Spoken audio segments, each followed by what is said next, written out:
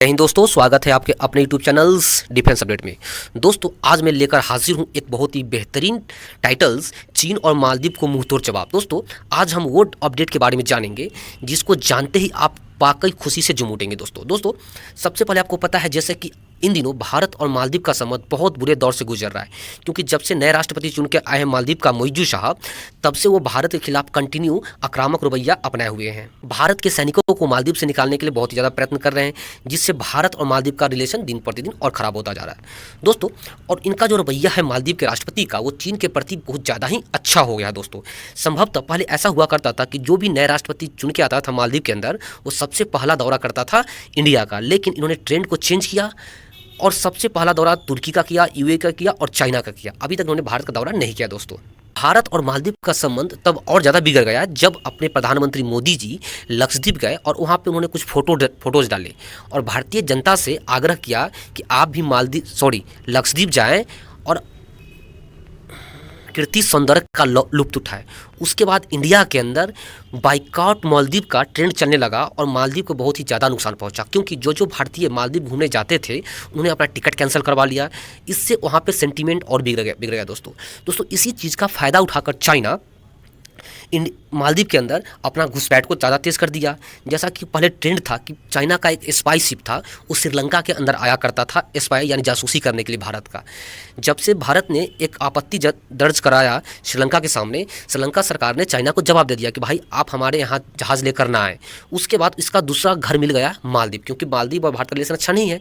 तो इन दिनों न्यूज़ में ये सुन कर आया कि चाइना का शिप अब मालदीव आने वाला है और वहीं से हिंद महासागर का ये रेकी करेगा। दोस्तों हमने एक वीडियो किया था, श्रीलंका से भारत ने चीन और को दिया कड़ा संदेश, उनमें आप जाकर इसका विश्लेषण देख सकते हैं दोस्तों। और वर्तमान में न्यूज़ ये है कि भारत लक्षद्वीप के 2 आइलैंड है, अगाती आइलैंड और मिनिकॉय, दोनों पे अपना नौसैनिक अड्डा खोलने वाला है। इससे चाइना और मालदीव में हड़कंप मच गया दोस्तों। लेकिन सवाल ये उठता है कि क्या अभी तक लक्षद्वीप में भारत का नौसैनिक अड्डा नहीं था? दोस्तों इस फोटो में आपको लक्षद्वीप का फोटो दिख रहा होगा, मैप दिख रहा होगा। लक्षद्वीप ऐसे एक्चुअली क्या है, छोटे छोटे आइलैंड का द्वीप है जो एक केंद्र शासित प्रदेश है। इसमें बहुत कम आइलैंड्स ऐसे हैं जिस पे आदमी रहता है वहाँ पे दोस्तों। अब भारत का न्यूज़ ये आया कि यहाँ पे एक हार्बर खुलने वाला है। इससे पहले मालदीव के अंदर जो छोटे छोटे द्वीप है, वहाँ पे बड़े बड़े जहाज़ को रुकने के लिए कोई जगह नहीं था दोस्तों। वहाँ पे छोटे छोटे बोट, यहाँ पे आप देख सकते हैं इस टाइप का बोट है, वो पेट्रोलिंग करता था। और इस छोटे छोटे बोट को रखने के लिए एक इस टाइप का एक आकार था जिसको पंटून बोलते हैं दोस्तों। तो ये बहुत बड़ा जहाज़ को नहीं रोक सकता है, छोटे छोटे जहाज़ को बांधने के लिए किया जाता है। लेकिन न्यूज़ बन के ये आ रहा है दोस्तों कि अब इंडिया यहाँ पे एक बहुत बड़ा जेट्टी का निर्माण कर रहा है। जेट्टी क्या होता है दोस्तों, जैसे समुद्र में जब जहाज आता है तो उसको ज़मीन पे बांधने के लिए एक जगह होता है, उसको सीमेंटेड बनाया जाता है, उसको हम जेट्टी बोलते हैं।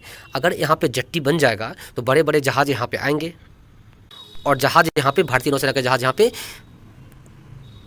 पेट्रोलिंग करेगा। साथ ही जैसे ही जहाज आएगा तो इसके लिए रनवे भी बनाया जाएगा, क्योंकि जहाज नौसैनिक जहाज़ पे हेलीकॉप्टर होता है, फाइटर जेट्स होता है, तो उसको उतरने के लिए भी यहाँ पे दोस्तों एक रनवे बनाया जाएगा।